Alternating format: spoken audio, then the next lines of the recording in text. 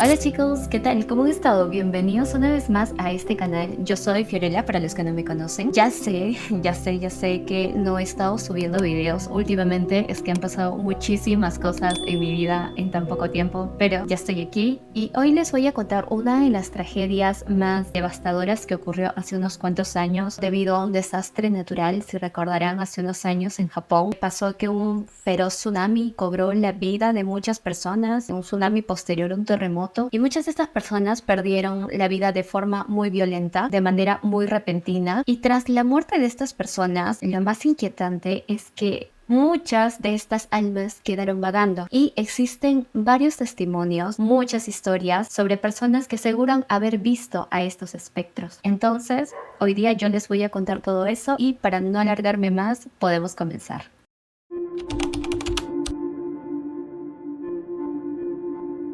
El 11 de marzo de 2011, Japón fue golpeado por un superterremoto de magnitud 9.1 en la escala de Richter, el cuarto más potente de los últimos 500 años, y el epicentro se ubicó en el mar, frente a la costa de la isla Honshu, a una profundidad de 29 kilómetros. Eran las 2:46 de la tarde cuando la tierra comenzó a temblar. Un minuto antes, el sistema de alarmas de terremotos se activó, permitiendo que muchos japoneses pudieran resguardarse del peligro inminente. Durante 6 largos minutos se vivió el terror y la desesperación. Las personas se sujetaban con todas sus fuerzas para no caer, pero los fuertes temblores impedían escapar rápidamente de los edificios, sumergiendo a la población en una pesadilla interminable. Se dice que la energía liberada por este terremoto fue tanta que podría haber abastecido de electricidad por todo un año a una ciudad como Los Ángeles. Esto para que vean la magnitud de este terremoto. La violencia de este terremoto desplazó a Japón algunos metros de su posición original. Alteró en 10 centímetros el eje terrestre y acortó la duración de los días en 1.8 milisegundos. Minutos después del terremoto se emitió una alerta de tsunami para la costa de Japón, especialmente para la prefectura de Miyagi. Inicialmente se esperaban olas de 4 a 5 metros, pero pronto estos superaron los 10 metros de altura. Y es más, en algunas zonas como Iwate y Miyagi se registraron las olas más altas del tsunami de 40.5 metros. En la planta nuclear de Fukushima Daiichi, los sistemas de enfriamiento de los reactores comenzaron a fallar debido al sismo, pero lo que desencadenó la catástrofe fue la llegada de las olas de más de 15 metros de altura que sobrepasaron las paredes de la planta, provocando un apagón eléctrico y bloqueos en el sistema de enfriamiento de emergencias de los 3 primeros reactores.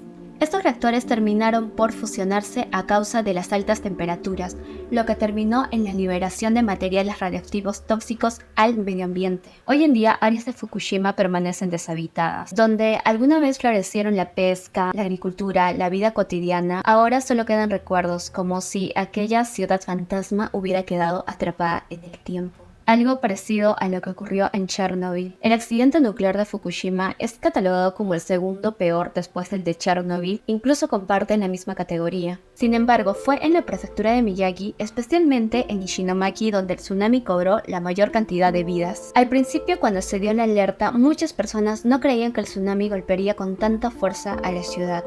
Aunque se piensa que un tsunami llega de golpe, en realidad es una fuerza que aumenta gradualmente. Si crees que un poco de agua no puede hacer daño, no sabes lo que miles de litros llenos de escombros pueden hacer al arrasar con todo su paso. A muchas personas les sorprendió el tsunami. Algunos se quedaron mirando cómo el agua del mar se adentraba lentamente sin darse cuenta del desastre inminente. ¿Cuántas de estas personas podrían haberse salvado? Otros, lejos de la zona del peligro, decidieron regresar a sus hogares para rescatar a sus seres queridos, siendo atrapados por el tsunami en el camino. En este tsunami, las personas más afectadas fueron las personas de la tercera edad, las personas mayores. Justamente por su edad les fue muy difícil movilizarse y muchas de estas personas se quedaron en sus hogares sin saber que este sería su lecho de muerte. En la prefectura de Miyagi también existía una pequeña comunidad costera llamada Okawa. Era un valle rodeado de colinas y campos de arroz. Allí existía una pequeña escuela primaria a orillas de un gran río. Esta pequeña escuela se convirtió en el epicentro de una de las mayores tragedias dejadas por el tsunami, una tragedia que pudo haberse evitado. No es de sorprender que las escuelas japonesas estén muy bien preparadas para terremotos de altas magnitudes, con protocolos bien estructurados y aprendidos por todos los alumnos. El día del terremoto, la escuela de Okawa no fue la excepción. Al producirse el sismo era la hora de salida. Las clases ya habían terminado y los niños estaban finalizando sus quehaceres en los salones antes de irse. El bus escolar los esperaba afuera para llevarlos a sus hogares y en uno de los salones se cantaba la canción de cumpleaños a una niña llamada Mano, cuando de pronto el terremoto golpeó. Los niños se ocultaron bajo los pupitres y luego tomaron sus cascos de emergencia. Al terminar los temblores, todos se dirigieron al patio, formados como lo habían aprendido antes. Minutos después, se dio la alerta de tsunami. Y aquí fue donde ocurrió la peor negligencia por parte del profesorado. El cuerpo docente no lograba ponerse de acuerdo sobre qué hacer y las opiniones estaban divididas. Por desgracia, ese día el director no estaba presente y en su lugar se encontraba el subdirector.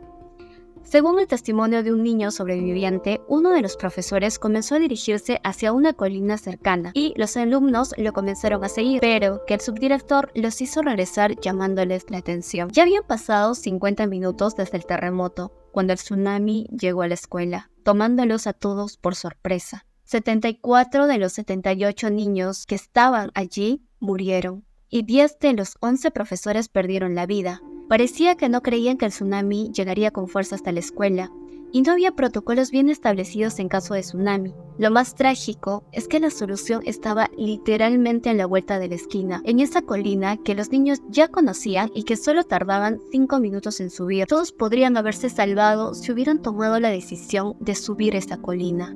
De ese pequeño valle, hoy ya no queda nada. Donde alguna vez hubo cientos de casas, hoy solo queda un campo vacío. Y restos de la escuela de Okawa permanecen como un recordatorio de lo que sucedió y de lo que pudo haberse evitado. Algunos cuerpos tardaron mucho en ser encontrados. El terremoto dejó más de 20.000 fallecidos, 2.527 desaparecidos y presuntos muertos, y 6.157 heridos. 1.200 viviendas resultaron destruidas.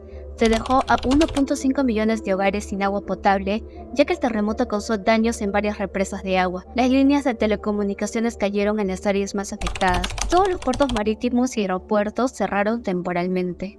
El 98% de los daños y muertes se le atribuyen al tsunami.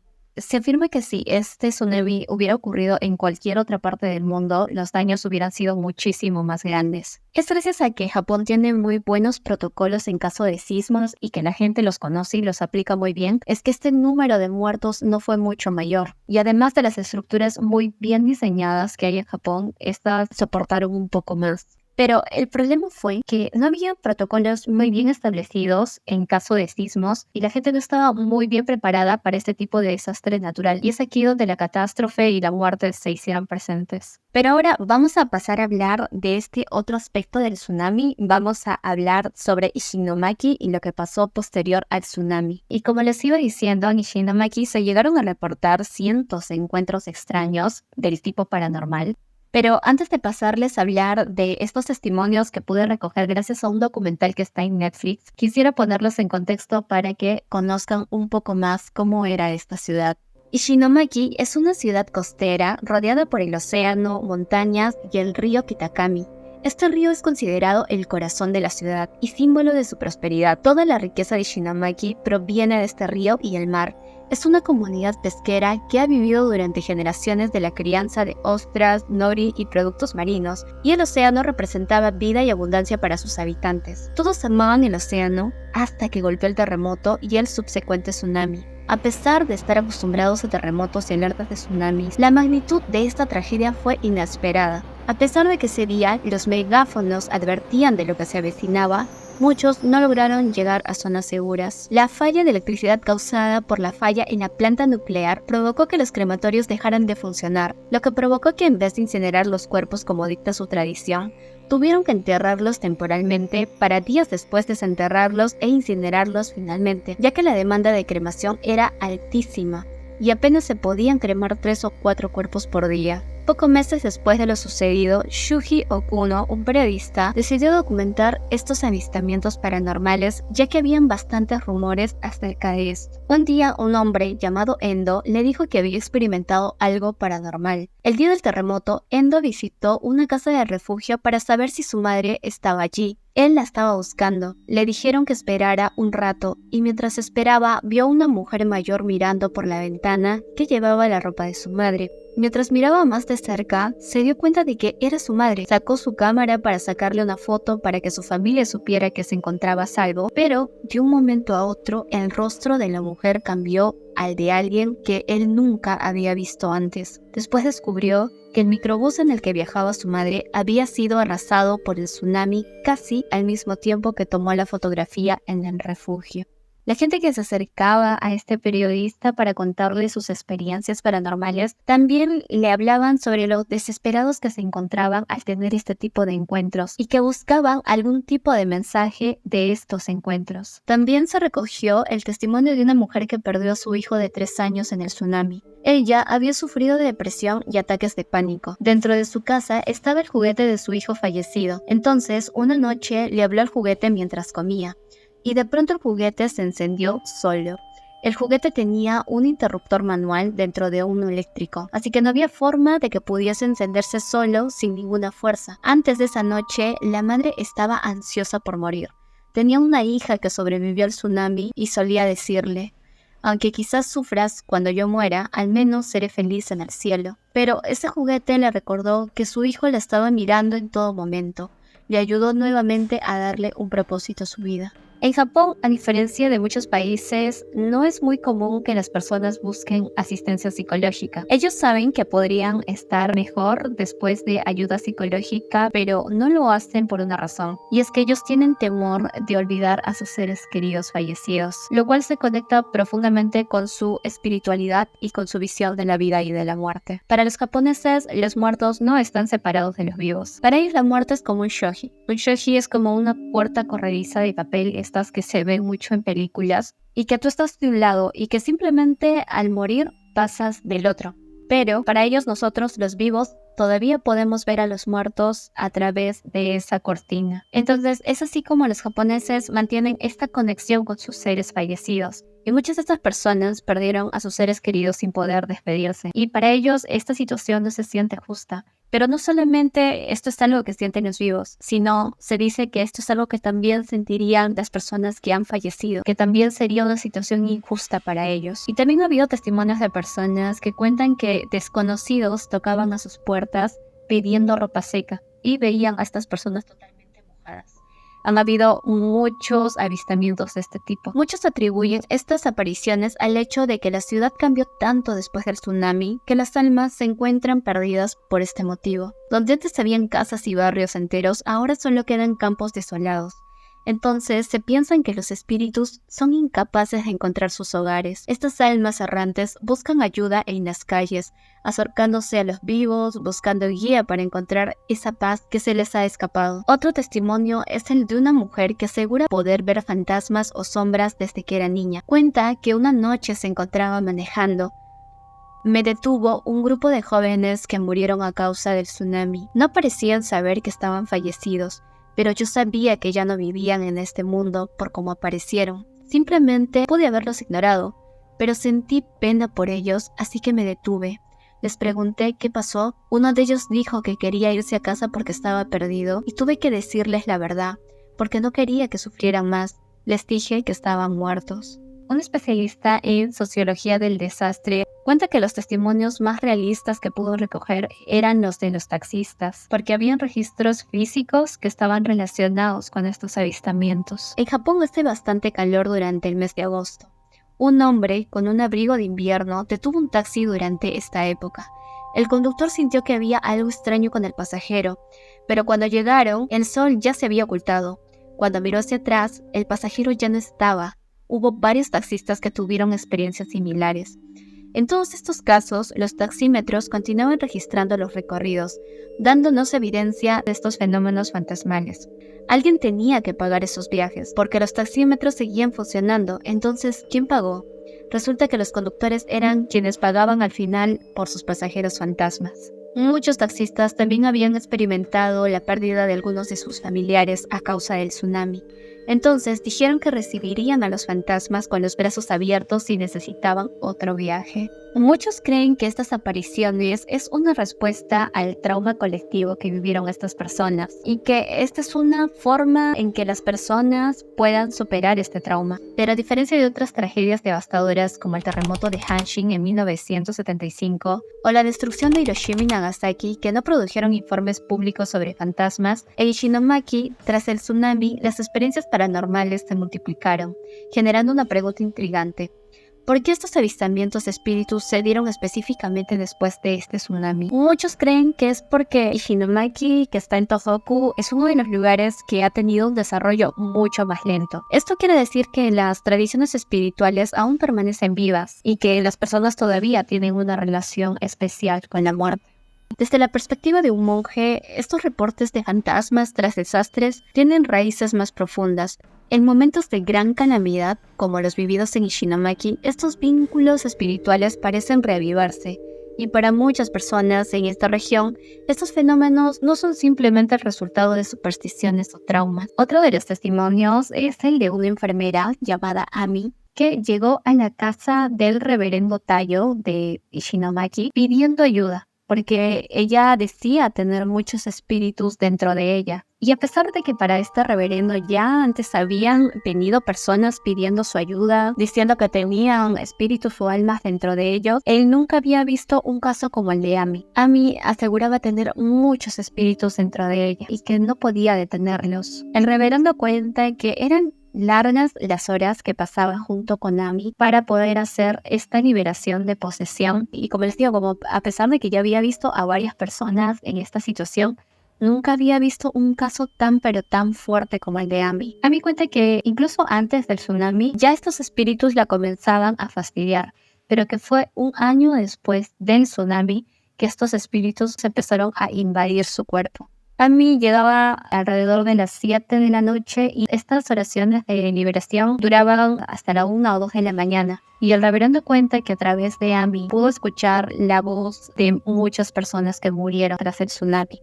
Ami cuenta que uno de estos espíritus era el de una niña que había sido arrasada por el tsunami. Ella cuenta que esta niña estaba corriendo junto a su hermano, escapando del tsunami, que su hermano le decía que ya no podía correr más, pero que la niña no le podía contestar porque tenían que seguir escapando, que Ami podía experimentar incluso los olores, las sensaciones, incluso el tacto del hermanito. Ella podía percibir todo esto en su cuerpo y que finalmente el tsunami terminó por llevarse al hermanito de esta niña. Y pues la niña también posteriormente fue arrastrada por este tsunami. El reverendo cuenta que hablaba con la niña para poder decirle que se tenía que ir, digamos, como hacia la luz, que tenía que trascender, pero que esta niña no paraba de gritar. A mí cuenta que esta niña se sentía culpable por el hecho de haber soltado la mano de su hermano, porque su hermano ya no podía correr más, y que se sentía tan culpable que quería pedirle perdón a su mamá por haber hecho esto. Claramente no era culpa de la niña, pero ella se sentía muy, muy culpable. Y fue entonces que la esposa del reverendo tomó la mano de Ami, o sea, como de la niña, y le dijo que todo estaba bien, que no se preocupara por nada. Y fue así como pudieron liberar a esta niña. Ami le preguntó al reverendo si ella tenía algún tipo de enfermedad mental, en lo cual el reverendo le dijo que no, él no creía eso, que simplemente las personas tenemos, digamos, un rango de sensibilidad de lo que podemos oír, oler, escuchar, pero que cada persona es diferente y cada persona tiene una sensibilidad diferente. Y que tras sucesos como este, como el tsunami, muchas de estas percepciones se amplían y podemos escuchar, oír o ver más de lo que en realidad deberíamos percibir. El reverendo asegura que lo mejor que podemos hacer en este tipo de situaciones es escuchar a las personas, oír lo que tienen que decir. Y es por eso que él, junto a su esposa, crearon el Café del Monje. Es un lugar en donde las personas pueden acercarse y contar sus historias, sus tragedias o aquello que los aqueje. Y digamos que es como un lugar donde se comparte eso, ¿no? Y se aboga mucho también por la alegría, porque a pesar de sucesos tan trágicos, no se pierda esa alegría. Y que también si alguno de nosotros llega a ver algo así, no debiéramos asustarnos. Simplemente decirles a estas ánimas, pues la verdad, que ya están muertas, y que tienen un lugar hacia donde ir, que ellos tienen un propio lugar y que nosotros aún seguimos con vida y que pues estas personas de Shinomaki vivas se han quedado para restaurar la ciudad que fue destruida. Y bueno, hasta aquí con el caso. Realmente para mí ha sido impactante ver imágenes. He tenido que ver videos sobre el tsunami llegando y cómo arrasaba con personas. Me tocó ver un video de un anciano que no pudo correr. Realmente en ese momento mi corazón se partió. O sea, ver ese tipo de imágenes es muy fuerte. Realmente sí. Creo que dentro de todo es un recordatorio de que la naturaleza es muy, muy poderosa y que no debemos ignorar este tipo de alarmas cuando se dan. Ahora he visto que el gobierno de Japón ha construido como unas paredes muy gigantes, como automáticas. En cuanto se dan alertas de tsunami, pues estas paredes automáticas suben, si mal no recuerdo, o bajan, no recuerdo en qué sentido están, pero esto impide que el tsunami llegue a la ciudad, al menos retardándose el tiempo. Son paredes muy, muy, muy, muy grandes. Y bueno, chicos, eso es todo. Muchas gracias por ver este video. No olviden dejar sus comentarios, sus opiniones. Me encanta leerlos. Un saludo a todos aquellos que están suscritos. E invito a las personas que aún no están suscritas a suscribirse a este canal para ver muchos más videos como este. Denle a la campanita para que les avise y su like también ayuda bastante. Así que nada, nos vemos en un siguiente video y hasta pronto. Chao.